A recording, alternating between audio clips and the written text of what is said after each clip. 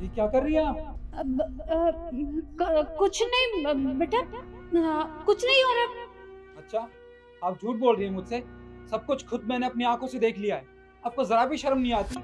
आप भूल गई हैं क्या? ये आपकी बहू है और आप इसके साथ ये सब हरकत कर रही हो। अरे बेटा, तू गलत समझ रहा है। हमने कुछ नहीं किया। बहू से पूछ। बस कीजिए माँ। झूठ बोलने की भी एक हद होती है। ये आपकी बहू है और आप इसके साथ ऐसा करोगी, मैंने कभी सपने में भी नहीं सोचा था। ये आपको अपनी माँ मानती है और आप ये सब कर रही हो इसके साथ। मैं बाहर 16 घंटे काम किस लिए करता हूँ? इसलिए करता हूँ ताकि मेरा परिवार खुश रहे। पर मुझे ये नहीं पता होता कि जब अपने घर आऊंगा तो मुझे ये सब देखने को मिलेगा। और तुम दोनों मेरी बहन हो? नहीं, तुम दोनों मेरी बहन नहीं हो सकती हो। जो अपनी भाभी के साथ ये सब करे ना, वो मेरी बहन कभी जिंदगी में नहीं हो सकती। तुम दोनों को शर्म नहीं आती? क्या तुम दोनों इसलिए अपने घर से यहाँ पे आई हो, अपनी भाभी के साथ ये हरकत करने के लिए? बस बहुत हो गया माँ। बहुत सह लिया मेरी बीवी ने और मैंने यहाँ पे। अब मैं अपनी बीवी को एक सेकंड और इस घर में नहीं रुकने दूंगा, मैंने कह दिया आपसे। शिखा, चलो तुम यहाँ से चलो। अरे पर मेरी बात तो सुन, हमने कुछ नहीं किया। अरे देखिए, रुको निखिल, क्या कर रहे तुम ये सब? तुम मुझे मेरे घर से बाहर जाने के लिए बोल रहे हो। मैं ऐसे घर छोड़ के नहीं जा सकती।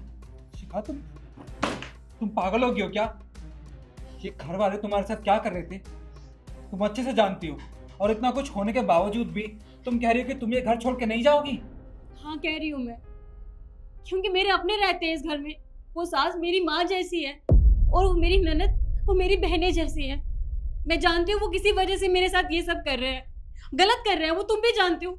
लेकिन लेकिन मेरी शादी हुई है निखिल इस घर में। मैं ये घर छोड़ के नहीं जा सकती। मैं सब ठीक कर दूंगी, तुम मेरी बात समझो। उनका ध्यान कौन रखेगा निखिल? शिखा, तुम पागल हो गई हो। ये लोग तुम्हारे साथ क्या कर रहे थे तुम अच्छे से जानती हो। देखो शिखा, मैं तुमसे प्यार करता हूँ और तुम्हें इस घर में नहीं छोड़ सकता। अगर तुम्हें इस घर में मैंने दोबारा छोड़ा तो पता नहीं ये लोग तुम्हारे साथ क्या करेंगे।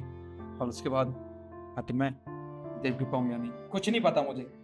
देखो, तुम और मैं कहीं और रह लेंगे, पर इस घर में इन लोगों के साथ नहीं रह सकते। तुम किनकी परवाह कर रही हो, मेरी माँ की या मेरी इन दोनों बहनों की?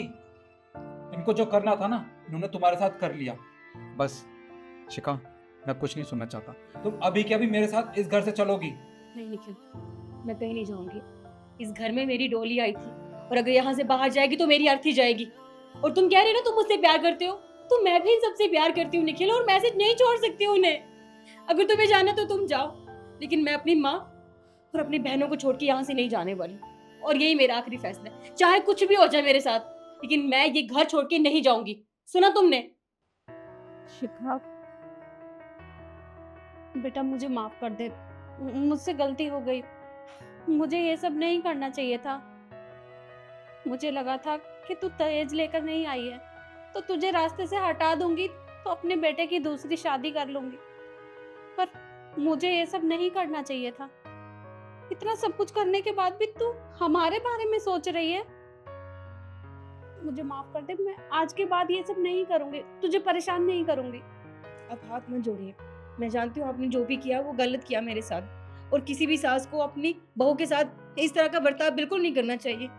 लेकिन आपको अपनी गलती का एहसास हो गया ना, मेरे लिए इतना ही काफी है। और मैं आप लोगों को छोड़ के कभी कहीं नहीं जाऊंगी।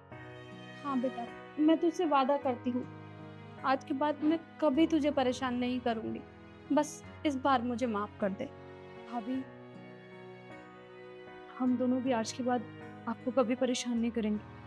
हमें भी माफ कर दीजिए। देखा तुमने, मैंने कहा था ना सब कुछ ठीक हो जाएगा। अब वो समझ गया निखिल, तुम भी अपना फैसला बदलो। सॉरी बेटा, आज के बाद ऐसा कभी नहीं होगा।